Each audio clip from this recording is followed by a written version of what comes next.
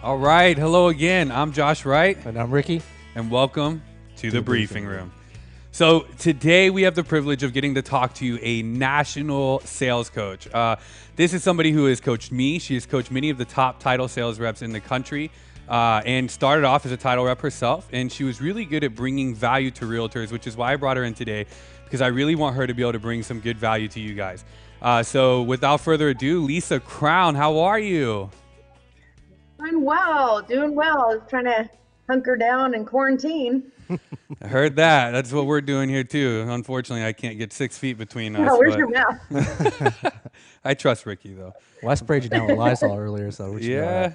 So, Perfect. so Lisa, thank you so much for being on here today. I really Thanks appreciate for it. having me. Yeah, of course. I wanted to give a little bit of a background of who you are to some of our audience, and then I'll let you kind of just take in and tell everybody the rest. So I know that you are an elite coach. You do the title sales coaching across 15 different brands, 43 different states. Is that right? Yeah, that's correct. Over 20 years of experience here, everybody. My gosh, that is a long time. So please continue to tell us a little bit about yourself and something that maybe we don't know. Oh, thank you so much. Again, you guys, thank you so much for having me today. Appreciate it. So yes, just like you said, I've been a national coach for Fidelity National Title Group. And before that, I was in sales in the 90s. So I got into sales in the 90s and ran a successful career from the ground up, which is important when you're interviewing and talking to people that they built their own organic growth. I didn't have one title order in 1998, not Wow. one. Nobody would use me. So we'll get into that. And then I grew my business to being the top 1% in all of Los Angeles County in California and the top 5% in the nation. So I did really big business on on a high level. And, I love my career. I was in the height of it when I, started to branch out, and I did a lot of nonprofit work. I love coaching. I love helping people unlock their full potential. So I worked for a nonprofit as I was a title sales exec for about 8 years. And then people inside the nonprofit started to refer me people. So next thing you know, if they weren't in the network, I had to charge them. And I started to charge people and I have this like side business. And when I would do my side business or my volunteer business, it was like you set my soul free. I was just like in my element. And that really spoke to me. Even when I was making no money, just the act of coaching and helping people is really where I was like, wow, this is my calling. And so about 8 years ago, I went to the company and said, I have this concept. I want to start a coaching platform from the ground up on a national level. And they looked at each other like, we don't have that. That doesn't exist. And what does that look like? So I blueprinted it out. I wrote out the entire program. I presented it to them again. And they said, okay, let's do it. So I sold my business. And from the ground up, not having one client, I just took the concept of I am passionate about helping people look at their business through a different lens, challenge themselves, and again, unlock their full potential. And so I've been doing it now 5.5 years. The company said to me, if you can increase 20%, if we could have a 20%, increase, we will be pleased with the program. It will have met our expectations and we're good. And so year over year, it started my first year at 80% and then went to 85. And last year, or 2018, I have the numbers for that, was 87% success rate. Wow. So it's really exceeded their expectations with the growth of all the sales executives that have been through and nationally, which is pretty exciting. That's awesome. Wow. Very cool. Wow. So I personally have been through your sales class, and it has completely, in my opinion, revolutionized how I am doing business. And I'm Love actually it. going through it right now, so I'm very appreciative in all of the knowledge that you drop on a daily, weekly, biweekly, monthly basis to the Yeah. people in your class. So thank you so much for that. So you and I have had some conversations about some of the struggles that you've had, right? And personal conversations. And so I know that some of our agents out there are going through similar struggles, right? Like they're having a hard time beginning that snowball effect to generate their business and to get everything off the ground and to get it going. So I want to know, if you don't mind sharing with some of our listeners, what are some of the struggles that you've had to overcome? And then what did you do to overcome those? Yeah, great question. So let's go back 22 years ago in 1998. When I got started, everyone was loyal to someone. Nobody would use me. It was like, I thought, what the heck am I doing? And so I decided, and this is a great nugget, and I hope you all have paper and pen to write some things down, yeah, Josh, you too. I think you might have been talking to the listeners, but I was prepared. I'm ready. I'm good. He knows. Um, my thing was I wanted to go interview people that I eventually wanted to work with. So I picked kind of the biggest top producers in my entire area, and I had 5 questions to ask them. Kind of like, what made you get started in real estate? What does your title company do for you? What's something missing? Is there something either in your business or from your title company that's missing that you want to share with me? So I had about, 2, 3, 4 questions like that. But my last question was, if I came in and brought you value and brought you these nuggets you say are missing and helped to be an intricate part of your team, would you open title with me? And these are big megas, and 9 of them said no. And I was like, screw this job. Okay. This is not for me. This sucks. So I walk in, my last guy's name's Steve. I walk in, I'm so defeated. I'm like, I'm going to go do something else. This is lame. And so I go in, I do the questions. I say, so Steve, obviously you wouldn't use me if I, gave you everything in the world and, gold bars. I might as well just walk out the door, and use me for title. He goes, I'd give you a world.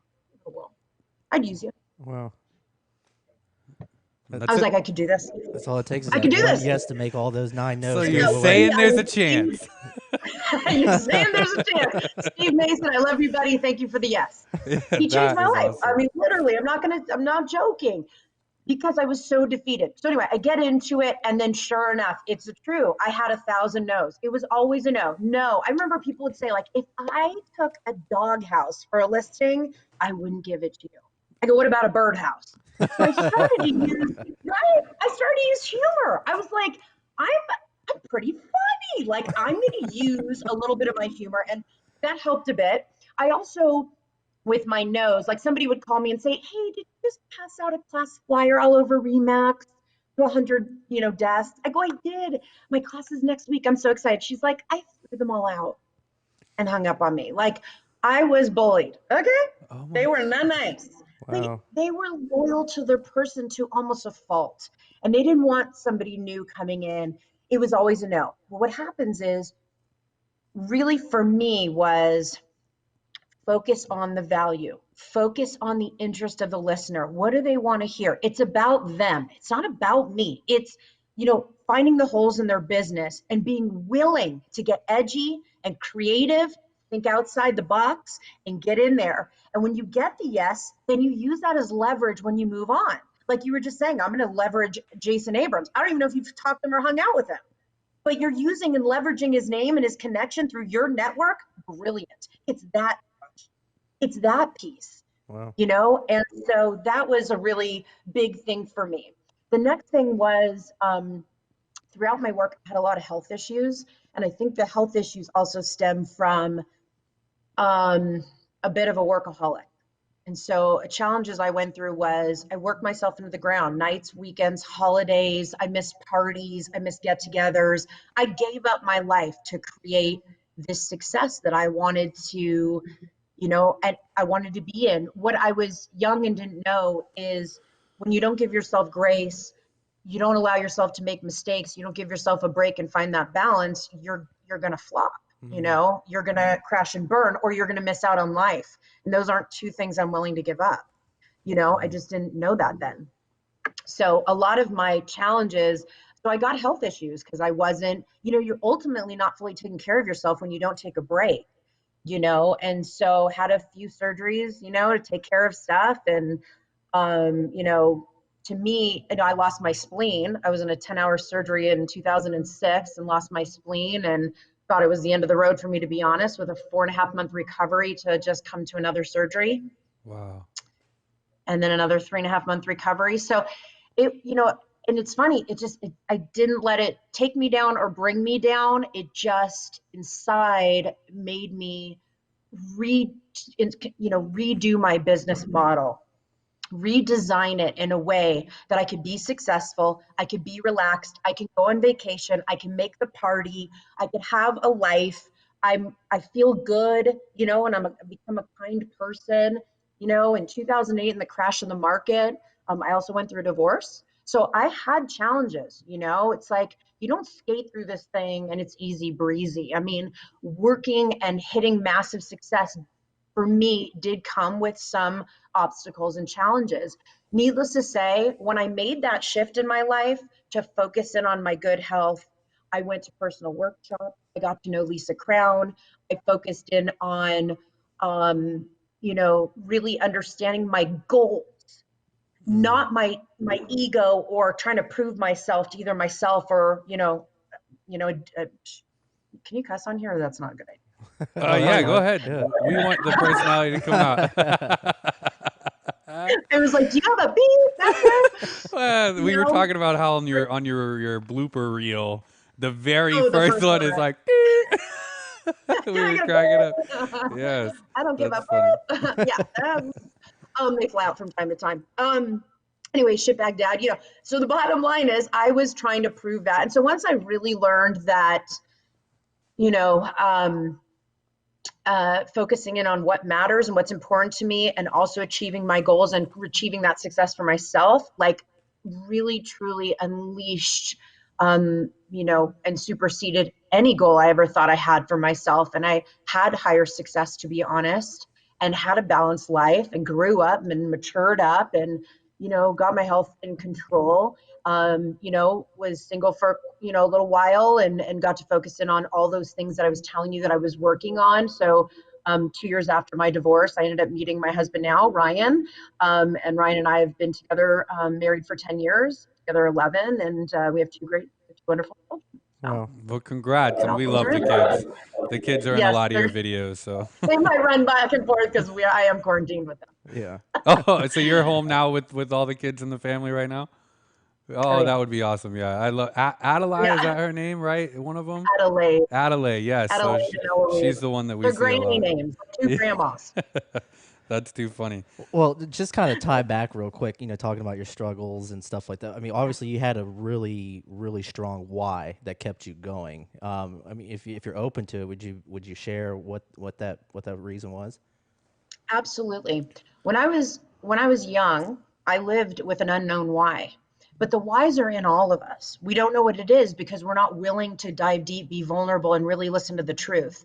My why was a very, like a sad why, to be honest. I'm going to be really open with you guys. My dad and my mom got divorced when I was 4 months old, and my dad just wasn't interested in a relationship and connection with me. Okay. There was definitely a big, huge disconnect there. And, well, I'll just say it because you know what? It's called life. My mom turned out, had an affair, and made me. And so her and my dad lied to me until I was 31. Oh, wow. So my dad knew I was the product of that affair. So really, truly, he was arm distance length and really didn't invest into our relationship. And I could never figure out why. So I was always trying to get him to love me. And I always wanted him to be, I wanted to be like, hello, look at me. I'm worthy of it, right? Or not, I don't know. So the why, I didn't know it, but it was about me trying to prove to him, like, love me, I want you to love me, right? You just want I'm not going to choke up on your freaking podcast. I'm going to tell you that right now. No, but that's deep. I mean, that's real. You're losing coach. You're losing coach. What? I said that's deep. That's real. I mean, that's something that a lot of people go through. Yeah. That's what it was. Really long time. I didn't I'd be like, that's what we do. I don't even know what I would say. It was just so off the wall.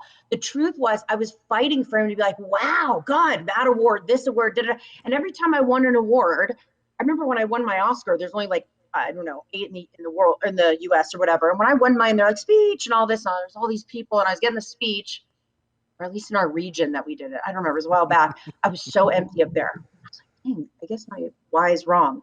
When I discovered the why, I was like, wait, I get it. It made a lot of sense. Interesting that it leveraged to a point of success and not going backwards into like drugs or alcohol and going down a different slope. So at least it was in business. But once I let that why go, when I found out the truth, when I was 31, I said, I'm on a discovery to find my new why. So I did. I found my new why. I was around 32 years old, single gal. And I said, my why now is for a family that doesn't exist, for a husband I'm going to find, and for children I'm going to make. And I'm going to work so hard for them so they don't have to struggle. They're going to come into my world. I'm going to have money and it's going to be a solid foundation and security. I'm going to do that through working really hard with nice balance and having good energy and feeling at peace. And so when they arrive, they will come into a really good situation. And now that they're here and they did arrive and all that came about, they're still my inspiration. I love that. I just don't want to. I love that. We're both family guys here too. So Riki has 2 kids, Love and I it. have a 3-year-old who you posted on your Facebook page the other day. She Love she her. loved it. She's my mascot. She's a little ham. So this actually makes me want to ask you a question, kind of in regards to the balance part. So that was a big, I guess you would say you weren't very balanced at the beginning, and that was a part of your Right. transition, was becoming balanced. I'm curious, do you feel like you would be at the level of success that you're at today if you were more balanced at the beginning, or do you feel like you'd be further? Does that make sense? Because to me, it's like you worked extra hard and you sacrificed your health and you did all these things so you could create this super strong program that you're running today. But had you been balanced then and taken time away from your work, do you feel like you would have still been able to make it where you are today?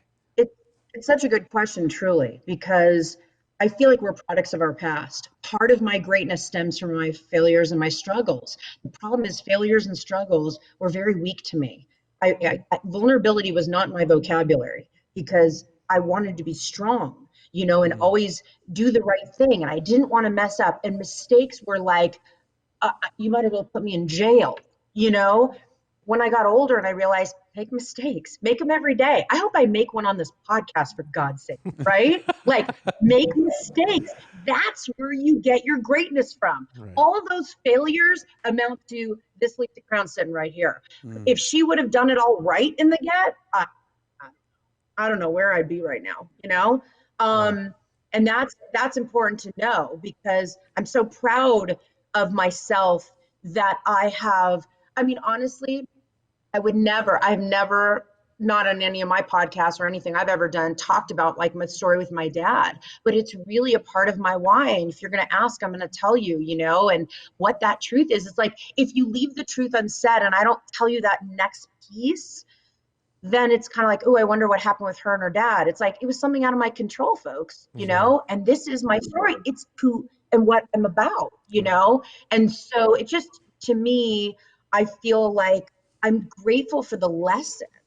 That's my messaging to this audience, is what out of everything we experience, there is a lesson in it, good, bad, or indifferent. It's just, there's a lesson there. And I've gotten so many lessons through, it's led me to this point.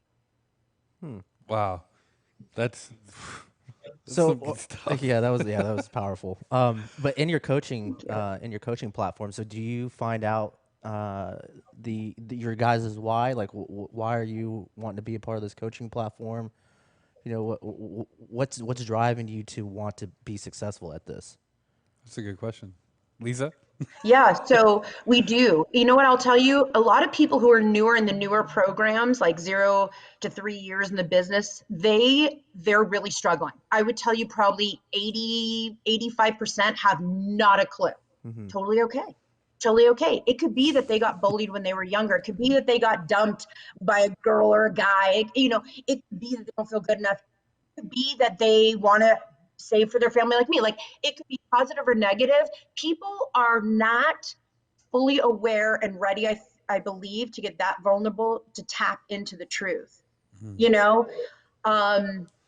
And some of it, the 15% of the new people that when they open up and share, I see into their soul. Mm-hmm. I can't believe the stories that I've heard. I mean, I've been a sobbing mess on some of my calls because I cannot believe one's journey, and then the outlook comes and attaches to the why. And so, and then my more advanced, I would say it's almost 50-50 or 60-40. 60% have a why. I will say of the 60%, probably 45% of them are wrong in a way. They need to go deeper, and 15% are raw as heck, and you can tell and feel it. And I'll say to someone, go deeper. And they'll say something, I'll go, let's go to the next level. Let's go deeper. And they'll be talking. I'm like, that's amazing. Like, I feel that totally. Go down into the basement on that. Wow.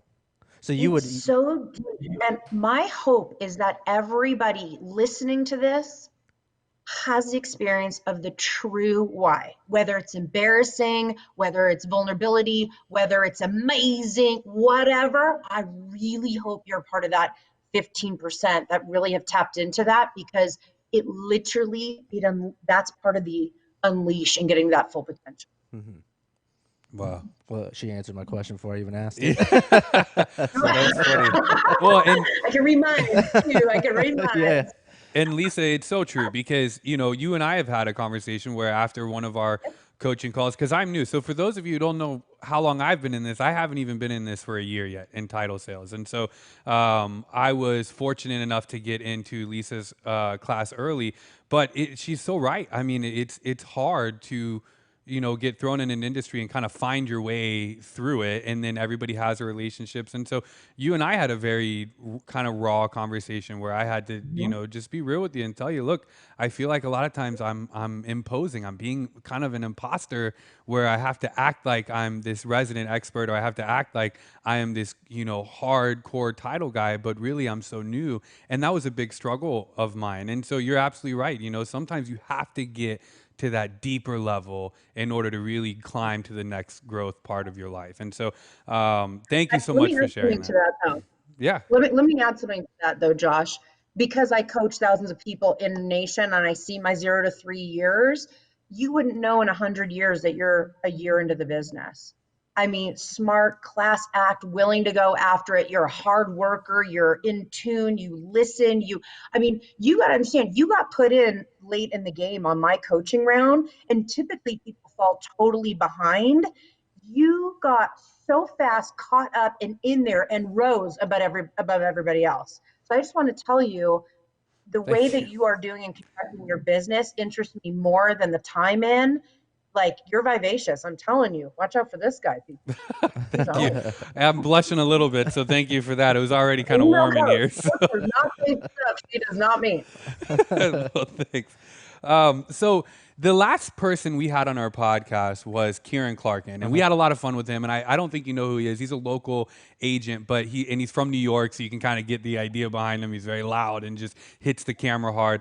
And he's very big into branding, right? And this is something that you really teach us through our class as well, is how to build our brand, what that means. And so I was hoping maybe you could touch a little bit more in depth on the different types or the different ways to brand yourself, and then how you begin that at the beginning steps, the different types of things you can do. With branding for a sales executive, or with let's go with the real estate agent. Let's say I'm just new to just anything real estate sales. I'm just getting in. Okay, what are the things I need to do to create a following? What should I be posting, and how do I go about all that? So the reality is, you got to have a game plan. What I'm saying to people right now is, you should have a shutdown game plan. You got to have a game plan. You got to know all the parts, and you got 30 days or 31 days in a month to execute. It's what it really comes down to, and branding yourself stems up with the marketing, and marketing stems up with either content pieces, or you being the messenger, or you doing it through the portal of social media. So branding is everything. It's the heart of your business. And what happens is, no matter if you're a realtor, or you're a sales executive, or home warranty, or your escrow, the reality is you're a farmer.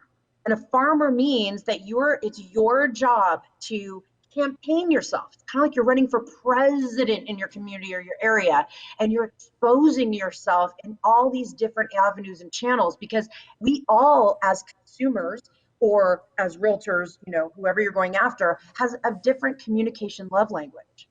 You know, this guy might not ever read his emails, but man, if you call on his phone, he answers like that. Text message, video, being on social media, going live, doing a post, doing a podcast, you know, it's figuring out these different channels. But the way you figure them out is that you predetermine them at the top of the month. You got to have your game plan in place, you know. It leads me to my next point. I know you guys are going to ask me about this too, about, kind of what to do. But if you want me to get into that, Josh, I know you kind of want to talk about Please, that, but yes, something that's please. really, really important about all that I'm saying, right? This is the game plan. It's up here. It looks great and sexy. It's the execution. Execution comes from time blocking like a ninja, and being obsessed with this guy, your day planner. So I'm going to give you 4 tools and on this topic, because this is really important. Branding is one thing, execution is the other. You have to take massive action on the game plan for it to come alive. So many people sit on their branding.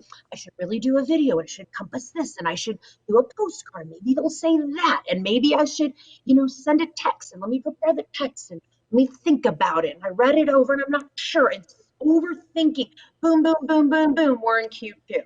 We're in Q2 on a shutdown. I feel bad for people in Q1. They were like, I'm going to get big, get started, start branding, start firming, start. And now we're in complete lockdown mode. Analysis paralysis. Right? That's right, man. Yeah. Totally. Now, it's okay. We're still doing a shutdown. It's just now, we're still doing a game plan. It's just in a shutdown mode. And it's still the same. There's a lot up here, and the way that it gets executed is through time blocking like a ninja. I literally can be here talking about time blocking all day long, because if you can master that, you're going to win at all these. Time blocking is the execution plan. Where you're time blocking from the minute you wake up to the minute you go to bed. Everything. I would use pencil. I would get an old school day planner. It should be managed by every 15 minutes. Not that you have to manage it by every 15 minutes, but that it has that on there in case you do something at 11:45. I don't like it by the hours, too much missed space. And so managing that time and putting all the parts, the game plan, the parts, they go in there. And then it's time to execute. And I execute with this guy, my phone, my timer. Can't live without my timer. So if I'm going to start working on my thank yous, or I'm going to be doing my, my commenting on social media, I'm going to put my timer on. And then I go back to my to-do list. Okay. And I grab my highlighter. This is the victory swipe. So if you follow me on social media, you'll see I'm very big into the victory swipe, because when you swipe off done, done, and done, it's like, yes, I did it. It's the execution piece. Yep.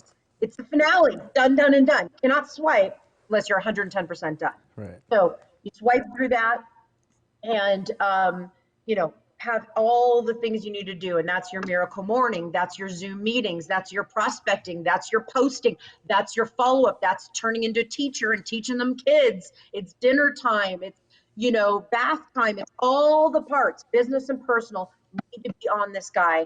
And all your job is to get this out and swipe 100% done. That is a big piece. And then also the to-do list. I'm a huge to-do list person. I've got my to-do list going down. Everything on there, victory swipe as well when 100% done. Sometimes on my day planner, I'll write to-do list and dash and write the 4 things that are get done through that hour pocket of time, highlight when done, okay? It's about execution. So branding is nothing other than executing and getting it out. And if you don't, then all it is up here. It's a big story. It looks fancy. We're all intrigued, but there's no result. Yep. And that's important. Well, that's how things could slip through the crack, as well. You if you don't have anything written down or anything to remind you that, hey, this is what needs to be done. If it's all up here, it can eventually just fall through the cracks. And I personally live by my phone calendar, and I try showing Josh this before I actually got into your coaching platform. We were talking, and I was like, I create a list every day of everything I need to get done, and I don't stop my day until those tasks are done for the day. Yeah. Yeah, and Nice. he's right, and he's been very good at it. I've been better at it since obviously being in the class with the victory swiping. I've got my to-do list now. But the part that the visual that I got is we're all intrigued, right? Because I think what happens is, and I was victim of this. I'm still a victim of this sometimes, because everybody calls me the ideas guy. That's what the people close, because I just come up with kind of out of the box ideas. And so, but the problem is I've never been known as the execution guy, because I was the one that would come up with all these ideas, and I had hundreds of them floating around in my head, but I would never actually go do anything, right? I would be like, oh yeah, we should do this. Oh yeah, that's a great idea. Let's do it.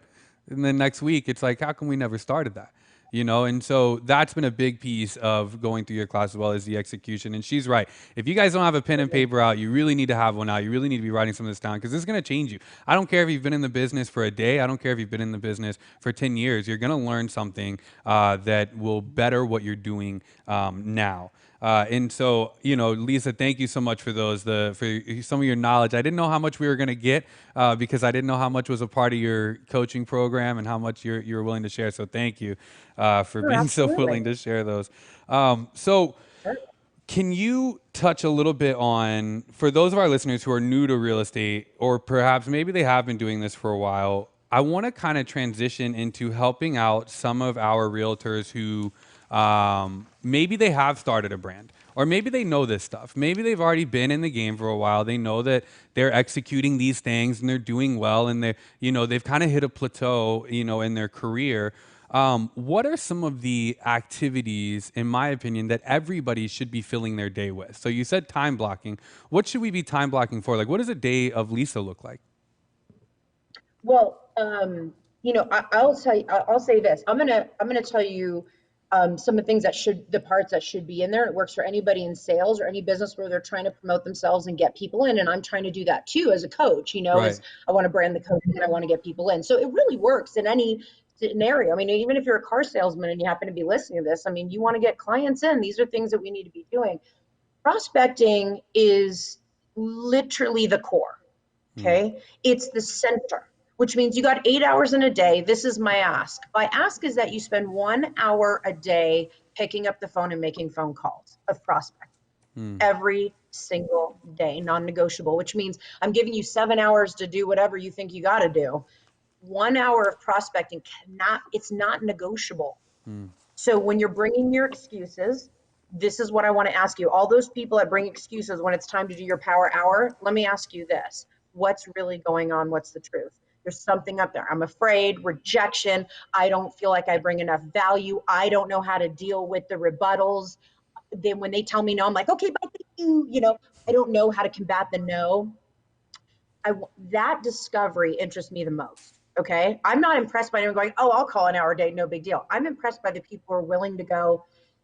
You know, what gets me is when they say no, I get stuck. And because of that, it makes it hard for me to make those calls. You want the no's. Think of me in my early on story in the 90s. I got 9 no's to my 1 yes, and I was in. If you don't get the no, if you don't get a lot of no's, I got news for you. You're not prospecting enough. Okay. That's your cue. And that's really, really important. So prospecting needs to be done every single day. It's non-negotiable. I don't care where you are in the business.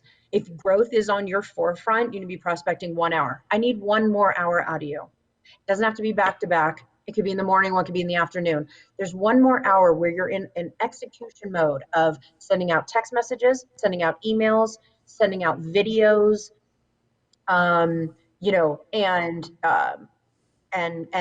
doing things in a different communicational form.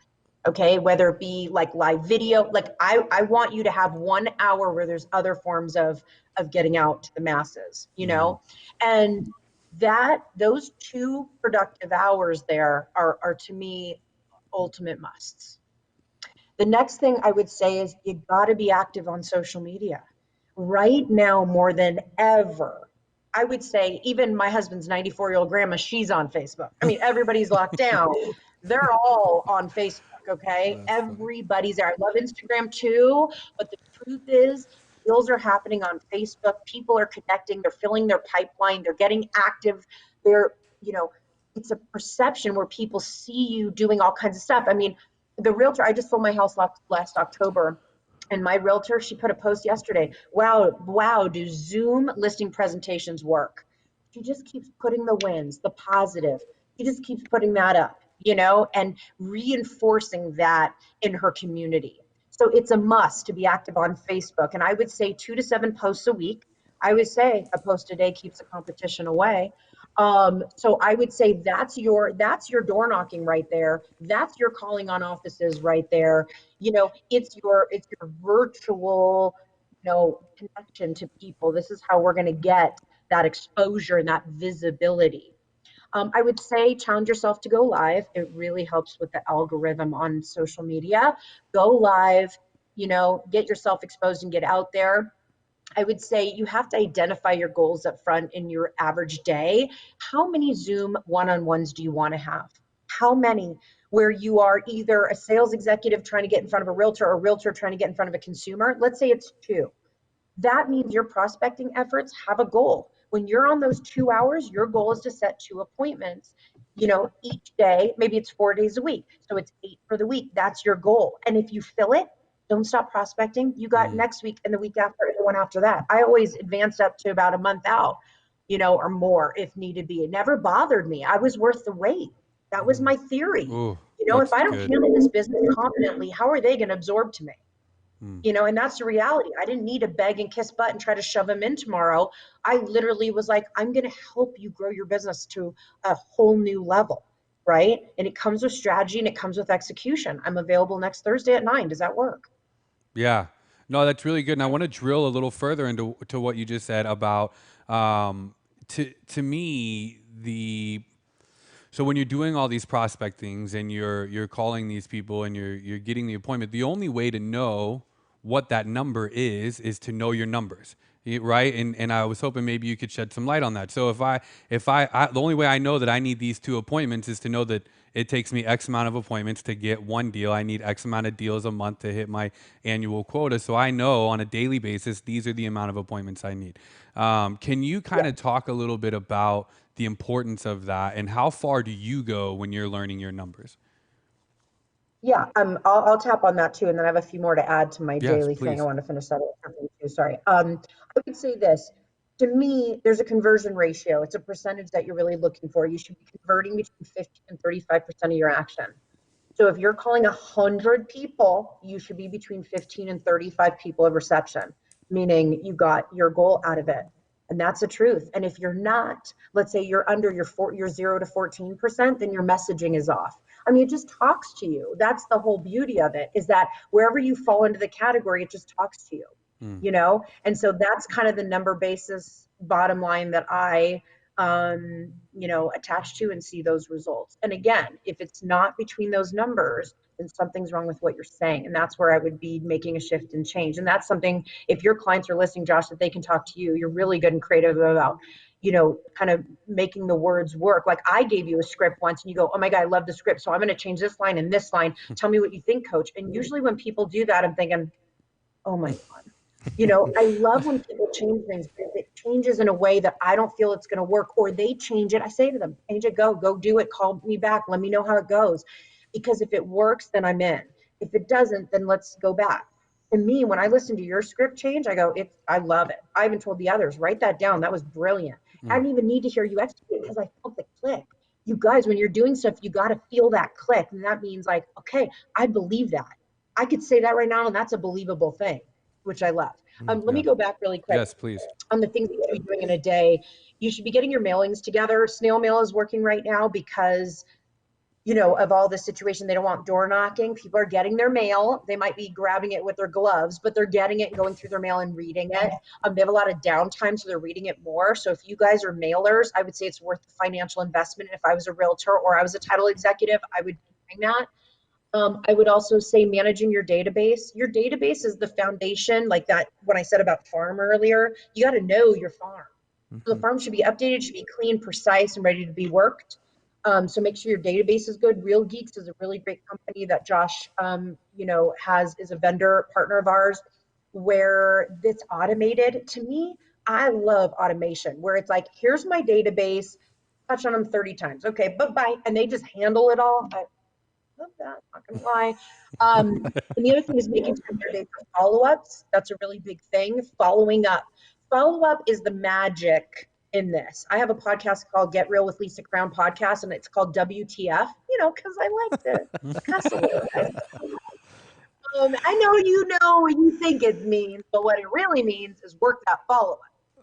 And so the importance of following up, because that is the magic. We always want to know what's the secret, coach? What's the secret? We hear it all the time. I said the secret It's in follow-up. That's where the secret lies. So you got to make time for that. Here's one more thing I want to talk personally. I want to make sure you're eating 3 meals a day. I want to make sure you're taking a break. When you're on a shutdown plan right here, you got to make sure that you're stepping outside and enjoying the sunshine. That when your kid goes, mommy, mommy, mommy, I know sometimes I want to be like, and I do, but I also tell myself, give them grace. This is a new change for them too. And they're used to being at school and with their friends and doing their thing. So it's give yourself break times throughout the day, and be cautious of distractions. I always, try to be really cautious of the distractions, say no to say yes to every single thing, but I do want you to make time where I say, if you're good and you're quiet when mommy's on this podcast right here, then we'll do playtime later and we'll read and we'll this or that and play with dolls, and so and it's only a few minutes, but those minutes really impact our children and impacts our soul as well. And then what time's dinner? I have it in my day planner. It says it right here, 6 o'clock. I got to go deal with dinner. It's like I time block everything that I want done as an appointment, and when I highlight it, gosh, I feel so accomplished and empowered at the end of my day, and that's the feeling we're yearning for. When do you do that? Is that something you do in the morning of every morning, or is that something you do on a Sunday? Your time blocking. Okay, pre-shutdown, I did it every Sunday. So every Sunday, I put forth my day. Then every morning, I wake up and I give myself 3 to 5 minutes. You might want to write down the stat. 3 to 5 minutes of looking at your day planner saves 2.5 to 3 hours of wasted time in your day, because you are figuring it out. You should have drive time in there. This is pre-shutdown. Drive times in there. Make sure that you're really good on your time. Like if you're going to lunch, block out an hour and a half. Like really put the right amount of times in there.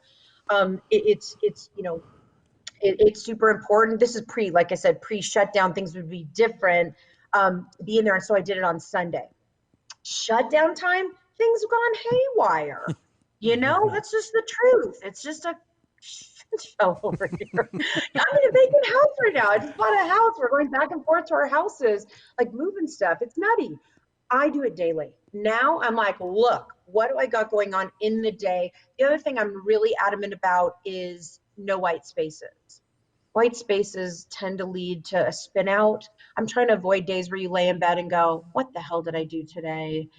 I'm feeling down. I'm feeling depressed. And, you could fuel that energy by being proactive, being productive, and taking action. And you do that through this guy. I'm telling you right now, if you took away my day planner, my timer, my to-do list, and my victory swipe, I'm a hot mess.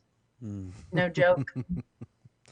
Yeah, that's good. I don't think I would get my stuff done without my my daily task list. So I know. I don't know how I was able to get things done without this before. This has been definitely something. I really like what you said about not leaving any white space, because that's how it is. I think that once you leave too big of a gap in your day, then it's too easy the next time to, when it comes time to do something, oh, well, I can just save that for tomorrow. And that does. It starts just a downward spiral. So really good stuff. Thanks, Coach. Yeah, you bet.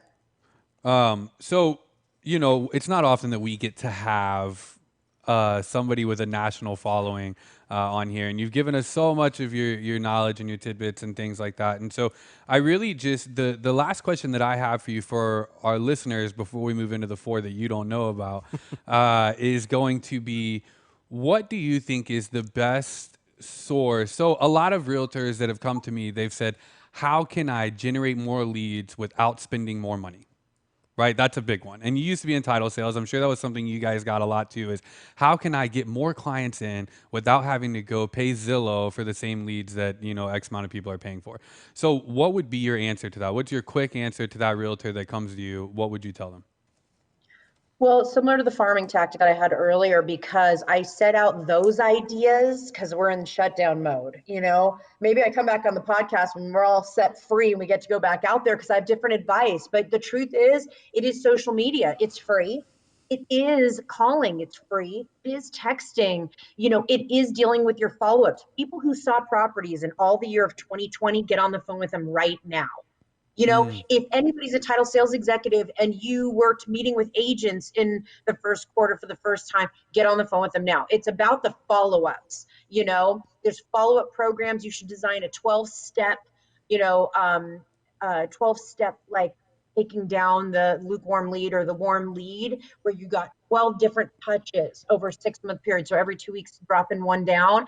Those are free. They're just little touches and different things like that. But the branding, circling back to the branding, is a big thing, getting yourself out there. And honestly, you can print letters out on your own computer and put them in the mail. And it's worth the investment of that small fee for even bulk mail, which is cheap if you do it through bulk mail, or EDDM is smaller, it shrinks in cost, but it's a great way of doing it. But honestly, if someone has, I remember this one guy when I was in title sales, he lived out of his car, and he was a realtor, and he came in every day in a suit, lived in his car, and he had no money. He didn't have $1. And we built his business to, when I got out of sales, he's in a Mercedes, he has a fat townhouse, money in the bank, got a woman, like he just totally lived it up. And with him, we did those tactics. Got him active on Facebook. He did door drops, which was a big thing, for free, and would print it out like on Xerox, like the yellow paper and black writing. There's just things we could do that are so no cost. When I got here in the 90s, remember, there's no phone, there's no text, there's no video, there's no Facebook. There's none of, there's no bomb, there's none of these things that help us connect and do business and get our messaging out.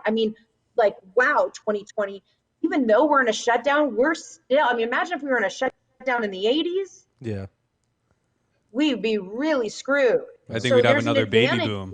Oh, yeah. Gotta take care of those free portals that are connecting people left and right. And, honestly, even starting a Nextdoor or a community, a Facebook private group page community, and giving your messaging out there, or doing a Zoom happy hour, inviting people to that. Like, if you're a realtor and you're listening, invite people to that. That's a very smart, clever thing to do. Now you're doing a happy hour with you didn't have to pay for the food and the contest and the whole thing. So There's a lot of great stuff to do. For sure. I like it. Thanks. I like it. Well, let's move into, I hope everybody's been writing this down, but if you still haven't grabbed a pen, grab it now, because these are the 4 questions I'm the most excited about.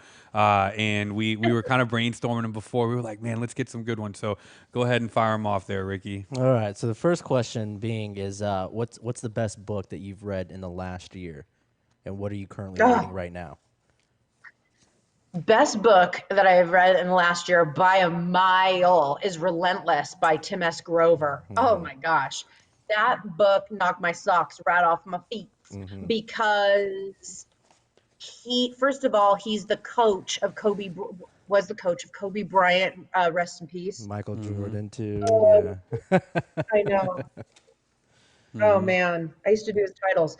I will say, you know what? Oh, I would say I would do. I thought you said something. I was like, oh, my mic went out. I didn't hear anything. I'm sorry. I heard hello. I was like, hey.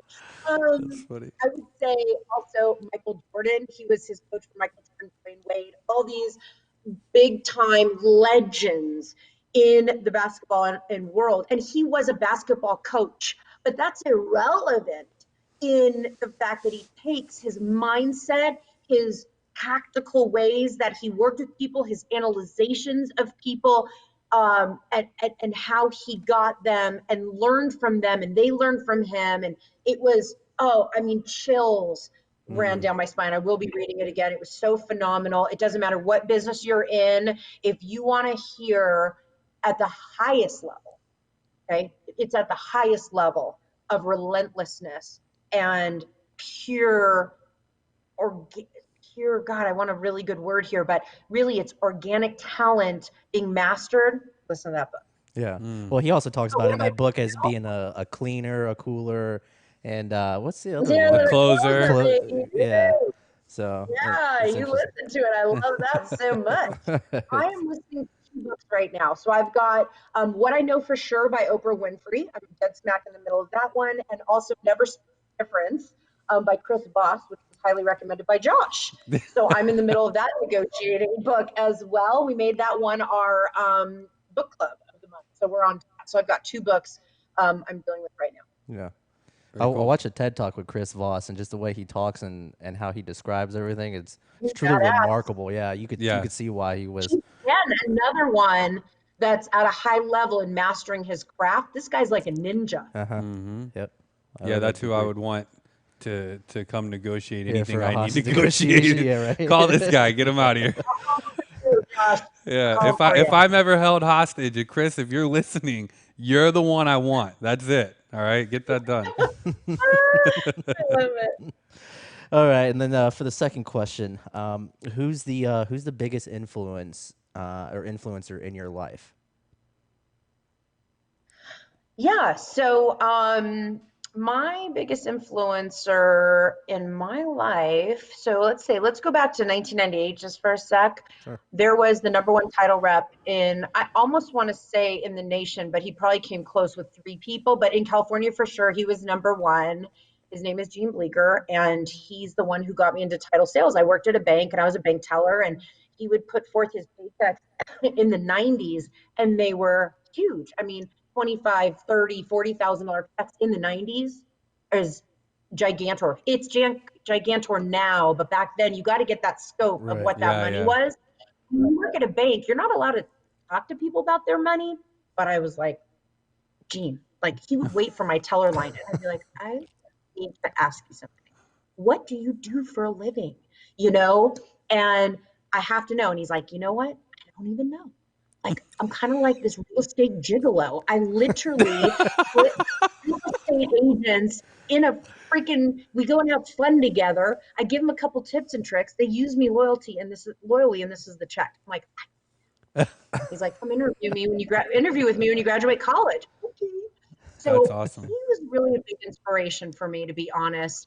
And through my career, because I've had so many incredible leaders, to me, I am really, really fascinated by people who lead a team with strength and then with the willingness to like link arms and learn from them. And that's something I want to instill in my people is that I love to lead, but I love idea sharing and I love encompassing others' thoughts and perspectives. And I love that interests me. And so a great leader to me is someone who inspires, leads, and then also is open. And so I got that along the way. I mean, honestly, Steve George along the way was a huge inspiration for me.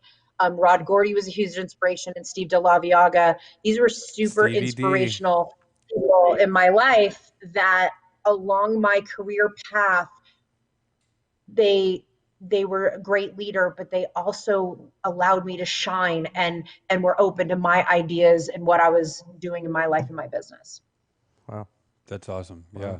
Good answer. And I was kind of nervous about that one because I didn't know if we were going to put you on the spot too much or you didn't want to leave anybody out, but that was great. Thank you. I'm sure I did. And if I left anybody out and you're listening to this, you're in here, baby. You're in here. There you go. All right. Third question. So, what do you think is the single most important sales activity anybody in a sales role could do on a daily basis? Prospect by a mile. It's funny, prospect by a mile. If can I do a slash, a dash, or like Of a course, yeah, of parentheses? course. Time block. Mhm. So it's like prospecting, yes, but time blocking also. Like I feel like I'll put a slash so I can get them both in on the one answer you're giving me. But those two are non-negotiable, not optional. You will live your life in a shitstorm. I'm guaranteeing you if you don't have your plan put in place and you're not executing out the action step that gets us the opportunities. That was good. Right. Well, I mean, I guess that kind of ties into the fourth question here a little bit then as well. Because the fourth question is what's as a new realtor, what's something that obviously they should be doing on a daily basis, which, I'm assuming it's prospecting, right? Because that's ultimately the key. Oh, let's back up because we did say prospecting and time blocking, which they got from question 3. Let me give them a different answer on 4. Okay. I want you, if you're a new realtor, I want you to go interview 10 mega realtors. It could be in the state of Florida. It could be in other states. It could be, I have a network of agents across, the US and tapping into interviewing people that doing their exact job. When I got in this role, I told y'all that I, interviewed 10 realtors. I did. That was part of it. But I also interviewed 3 of the biggest mega sales executives in California. And I picked their brains and I took them to lunch and I paid for it. And it was, excuse me, it was the coolest experience because I took a little bit, I took a little piece, I took a little bit, I looked at that going, yeah, that's a no. Oh, and that's a no, and no. But the bit and the piece and the but created the start of Lisa Crown. So if you're listening to this, no matter what, if you're a car salesman, go to the top car guy salesman in all the area or in another state and interview them. If you're a nail gal and you're getting into doing nails, you got your own station, call the top nail people that are booked solid and ask how and why and what are they doing. These people want to give out their wisdom. You know, that's what I'm doing today. I want to give you that because I want to touch someone else who's new because I was new. I was there and we didn't have these portals and these awesome sales executives like Josh that are sharing a community of knowledge all over the place. These are the things you take in, and that absorption is going to help you pick, choose, yay, nay, and execute. I thought they were going to be 4 personal questions and we were going to have a little bit of fun, but they were business questions. The one of them was kind of personal. The influencer, right? The reason is the book The One Thing by Gary Keller and Jay Papasan, right? So I love that book. I read it when I also worked at Bank of America and I was in car sales. It's funny you've used those 2 things because those are the 2 things that I did prior to this as well. And so that book, it really changed my life. And one of the things they said in it is, what is the one thing? What is the one thing you can do such that by doing it makes everything else easier or unnecessary? And I've always loved that question because it's so true. Let's just get down to the one thing. And to me, it sounds like that's time blocking / prospecting. That's it. Those 2 things go together. Oh, it's not? No. What is it? Different question. That was answer to number 3. The one thing you should be doing in action. The one thing, you want to know my Gary Keller one thing? Yes. It's your confidence. Ooh. It's working on this guy in the in here and the in here. If you don't have that in play, then all the other stuff is completely irrelevant. You got to know you. You got to feel good. You got to be able to give eye contact, firm handshake. You got to master your craft and know your tools and know what you're pitching and know why the person in front of you would be crazy to use anyone else but you. And when you sit there and you feel that and that rushes through your veins and your messaging, you win. And that is my one thing. Well, there you go. That's and I don't want piece. I don't think we should say right anything there. else. That was it. Yep, that was it. Awesome. That was it. Mic drop. Mic drop. Drop it, Lisa. That was great. Well, thank you so much. I mean, I've been looking forward to this. It's funny because we finished up our last episode and I was like, all right, who's next? And it was like, boop. Gotta be Lisa. We need to get Lisa right now with everything we're going through, with what people are stuck at home. People are, reaching out, just asking for things, and you brought in all the tools. So thank you so much for having, for joining us on our show. I look forward to seeing you again soon. And to all of our listeners, I hope that you got a lot. If you need to, you can follow Lisa. Where can they find you on social media, real quick? Lisa Crown on social media, or I'm at Coach Elsie, and that's ELSEE on Instagram. And I also have a podcast called Get Real with Lisa Crown, and you can find me on Spotify, Podbean, or iTunes. And if you do, please click subscribe. All right, awesome. Perfect. So thank you very much for joining us in another episode of The Briefing Room. Thank you, Lisa. Thanks. Love it. Thank you, guys. Bye.